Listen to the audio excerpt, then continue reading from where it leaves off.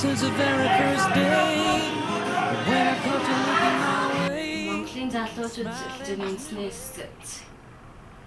энэ байгууллагаар яасан.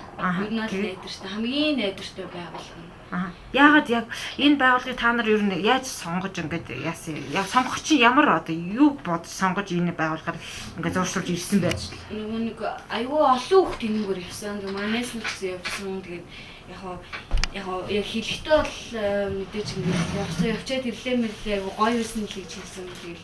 Тэгэл бас ингээд бас гадаад явж үзье. Нүдтэй юм үзье гэдэг юм сурч мэдээ. Тэгэл ирсэн. Тэгээд ирээд очиод уулзахад бол биднээс бас аюу гоё тийм санал тавьсан. Тухайлбал ингээд одоо ингээд та нар ингээд явах юм бол ингээд гоё хийл сураад тий танилны хамтлагийг дэвшлүүлээд явсан зардлаа Монгол дахь офистай тий. Тэгэл дараа жил ахаад явах юм бол ингээд хөнгөлөгдөөл байна. Тий тэгээд энэ болохоор та нарт ингээд олж байгаа ингээд аюу тийм баг зардлаар явах боломж ярьчлээсэн л та.